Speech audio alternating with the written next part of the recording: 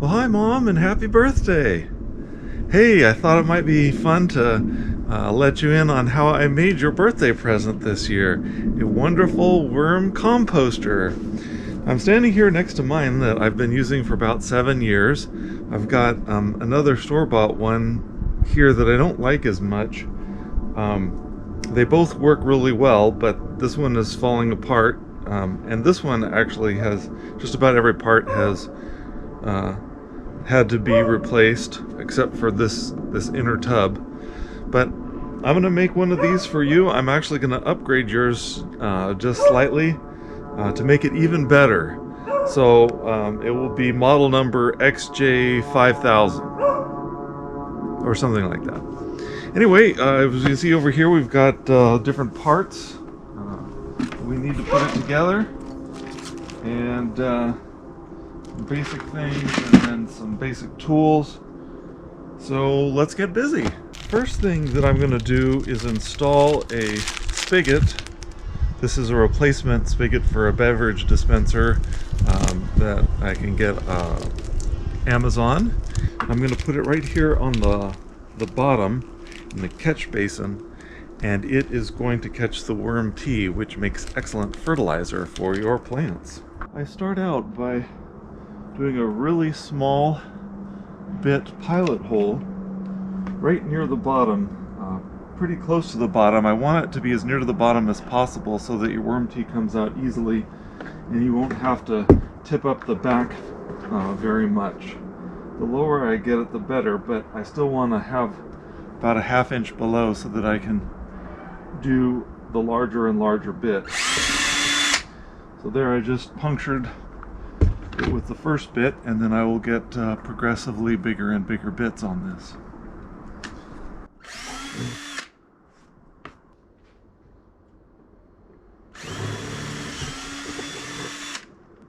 The final bit is the same diameter as the spigot.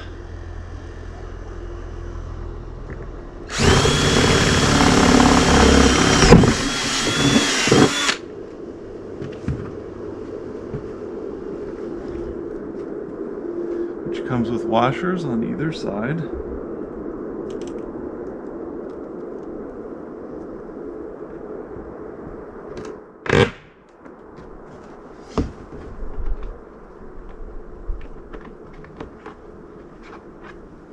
And a tightening nut.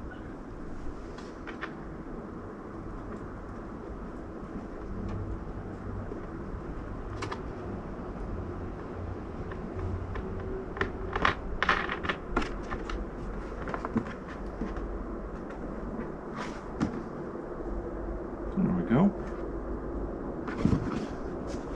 And now this will allow the wonderful worm tea to come out.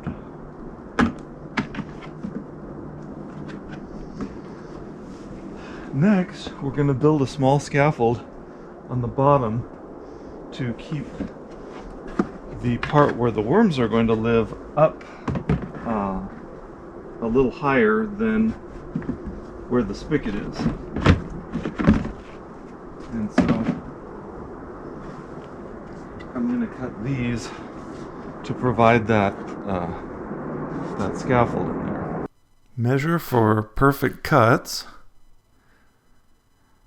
and put them together with some corner brackets. In the bin that holds the worms, I'm putting small holes all over the bottom so the water can flow through. I measure it again and then cut 2x2s to make the lid.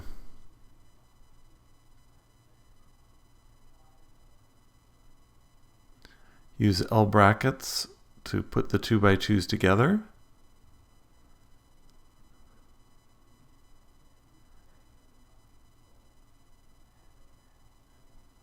Cut the screen. I just use regular window screen, buy at the hardware store. And then I hold it on there with screws. Well, I think we've got it. It did seem to work, but I think if I redo this, I'll put washers on these screws. I think that'll work much better. If this starts to pull away, just bring it back to me and I'll put new screws with washers to hold it better. But I think that will work nicely. Now that we have this ready to go, the structure of it, we need to fill the inside with lots of good things for worms, including some bedding for them and some food before we order them. Make sure that their beds will be ready. As you can see with this one, I've got it full. So we need to do the same thing with yours. So let's look for some goodies around the house that we can feed our worms. One thing that worms very much appreciate is a nice wet bed. They need to stay moist. And so I take shredding, all of my paper shredding, and I fill this tub with water maybe about a quarter of the way, and then I let it sit for a couple days so that the water will off-gas all of the chlorine and everything that the city puts into it. And then I throw in a bunch of shredding. We try to use mostly black and white because the worms do not prefer color, but as you can see, there are some yellow pages in there, so I go ahead and include those. I let them drain a little bit, and then at the bottom of their bed is going to be this wet, shredded up paper, and they're gonna love it. All right, now that we have the bottom covered with a nice bed, I start looking for other things that I think that the worms will really enjoy. And some of them can be found just where we were making the worm bin. So let's go back outside. We can add some sawdust. We got from making their bed. And since it's so fine, it will be easy for them to ingest that. Once we have the damp bedding in, the next thing I like to do is add some sand. Worms use sand as a digestive aid to help grind up the food that they eat. So I sprinkle the bottom sand pretty liberally, make sure that they have plenty in there. And then I'm also going to send this with you with your birthday gift so that you can add sand every once in a while to the food scraps that you give to them. That way they don't have to go searching for more sand to grind up their food. Next, we're going to want to add some food for our friends. So we keep a little compost dish here in the kitchen. Why don't we take some of this down and add it to the worm bin. Now I am somewhat selective about what I put in the worm bin because some things I like and some things I don't like. Veggies, they generally tend to like a lot, so a piece of pepper would be good for them. Tomato is good. Kiwi rinds are kind of on the edge. Worms don't prefer a very citrusy, acidic fruit. They don't like onions and they don't like garlic, so I generally don't put the onions and garlic. Kiwis are right there, so I'll go ahead and give them these kiwi peelings. They'll probably enjoy them. Oops, banana peel, they'll love that. And some pieces of apple. But these onions and onion skins, I'm going to throw in the regular compost because for some reason worms just don't like onions. But pieces of apple, definitely.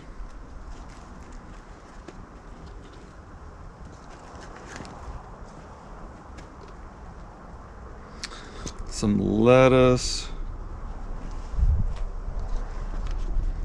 Other banana skin, kiwi peelings. Ooh, look at all that lettuce. Woo! They're gonna go crazy for that.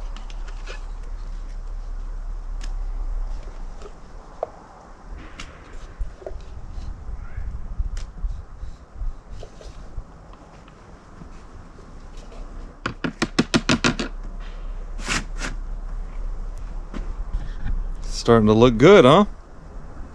You can put as much food scrap in there as you want, and the worms will kind of adapt to it. If you put too much in there, they're not going to be able to eat it fast enough, and so it will start to smell, but they will take care of it. So just if it does start to smell, don't add anything, let them catch up with what you've already made for them.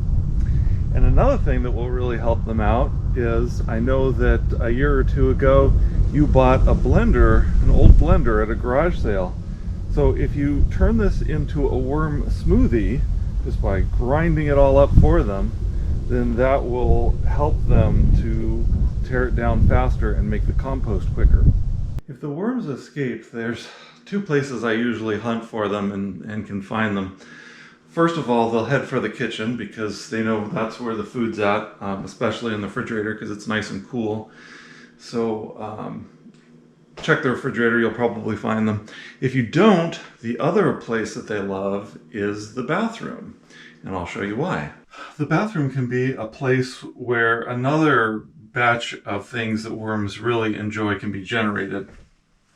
For example, they love not only the tissue, but the stuff that goes in the tissue. For example, boogers to them are like vitamin gummies. They just chew them up, they love them.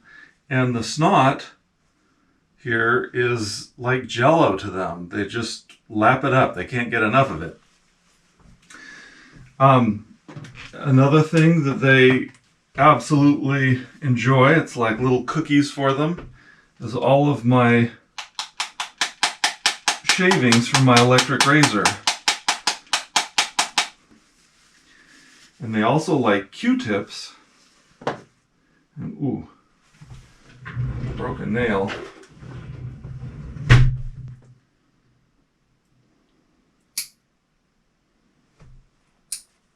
Which is another thing they love. So we'll add that to the bed. They also love the cotton and these Q-tips, and they're a fan of cardboard, so they can eat the Q-tips as well.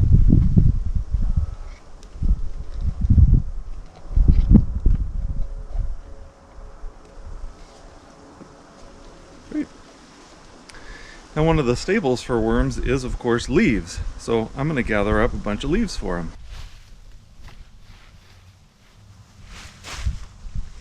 This will all be covered with snow in the winter, so I keep a bin in the garage filled with leaves so that I can add a little every once in a while. They'll really enjoy that. Well, the weather has turned and now there's a nip in the air, so it's time to heat up the old Keurig. I actually don't like coffee. I prefer tea.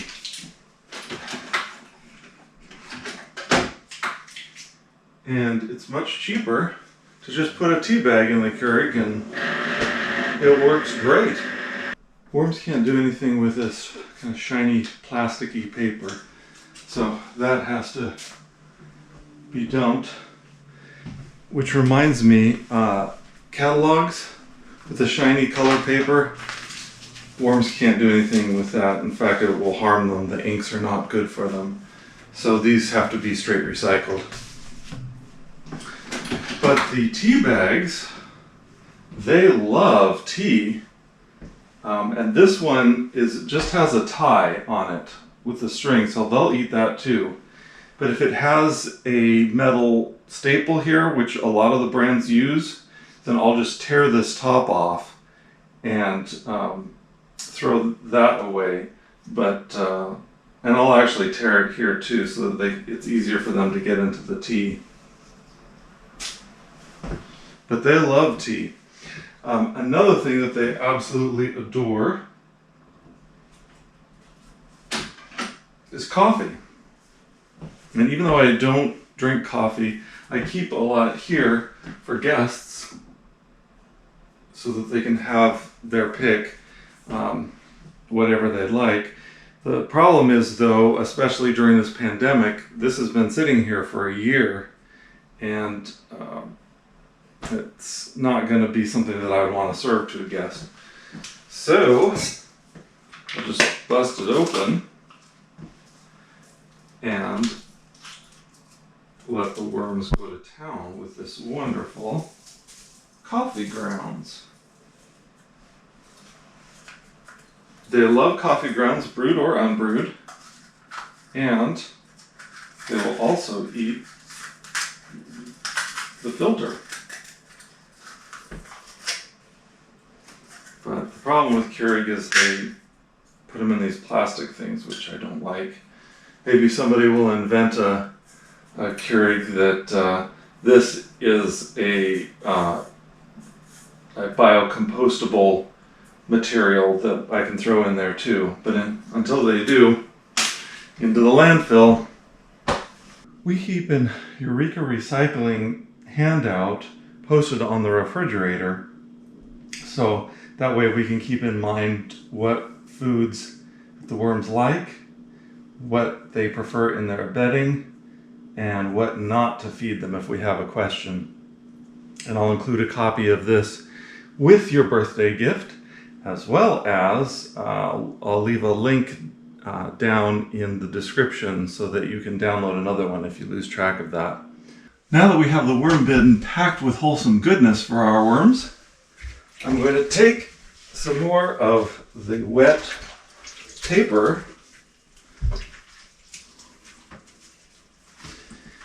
and apply it to the top to make sure that the bed stays nice and moist.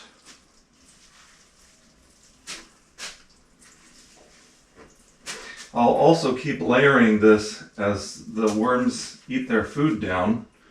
I'll put more food on top, and then I'll put more of this paper on top. And just keep layering and layering as they keep working and working. They'll make us some wonderful worm tea that our plants will love. And when I'm ready to plant some new plants, I usually add some scoops out of this with the worms so that the new plants will have rich nutrients to begin their growing season. I only use this bathtub trick when I'm first starting a bin because it makes a mess and it's difficult to clean out after I'm done. So, but it's the most convenient way to make a lot of it really quick and to make it safely because I let the water aerate for a few days before I put the paper in, and I can get rid of a lot of paper. But for maintenance, I will just grind up, whatever Visa statements or MasterCard statements or bank statements, those things that, we have to grind up, and then sprinkle it on top of the food that I add.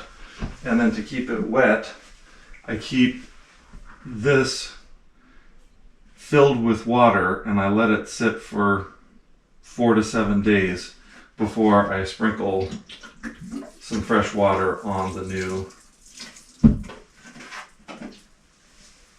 paper.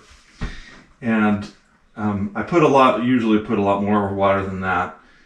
Just really get it damp and it will filter on through and then down through, and that's what creates our worm tea. As you know, this fall we started a new row of lilac trees. And when I created these pits for the lilacs before they arrived, I filled each one with material from the worm bin. And so that used up all of my worms for the summer, that did the work over the summer. And so I try to release them out into the wild each year after they've served their tour of duty, because worms are kind of like me. They like adventure. They like to explore the world. So that batch is now free and helping to make the soil out here even better. And so that means that I have to get more worms for the winter. And this time I ordered them from Amazon. You can get them at Alaska Mill and Feed in the springtime.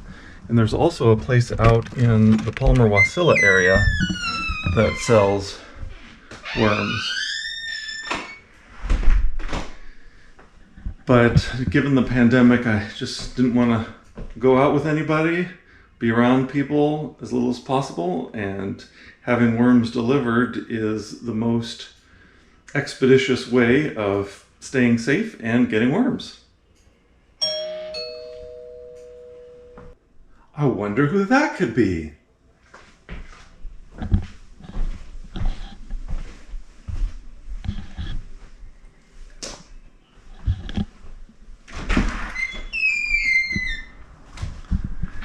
It's the worms!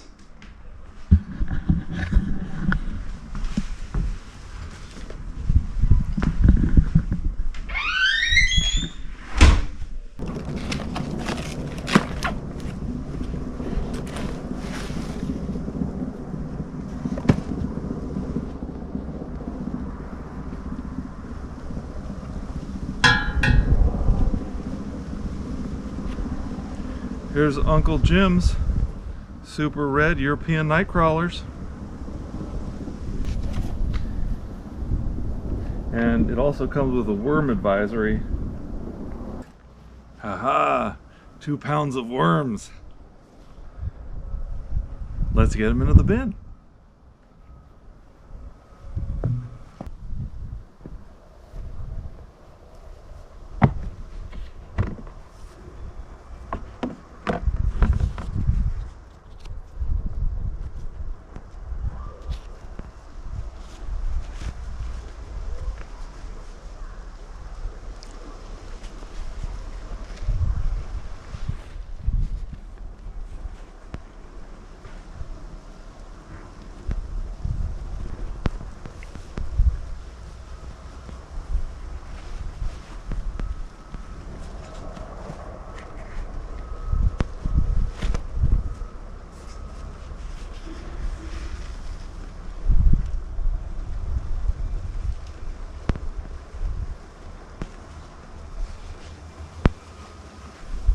And they're off and running.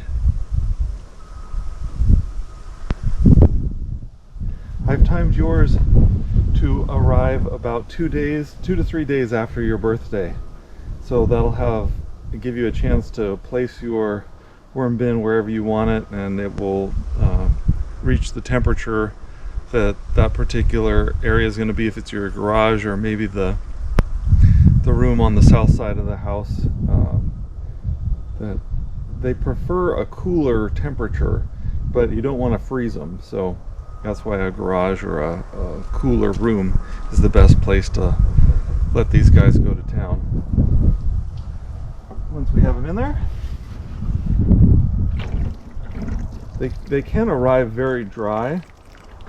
These look really good. They're still really moist, but they need lots of moisture, so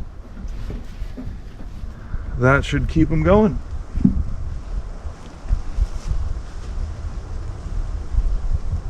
I'm going to leave the top off, and the light, even though they don't have eyes, they have the ability to sense light, and that drives them underground. So I'm going to leave the lid off and just let them work their way down into the bedding.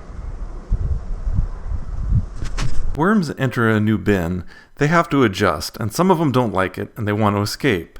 But the way I prevent that is by keeping the light on in that room for 3 to 5 days. After that, they adjust well and they don't ever want to leave.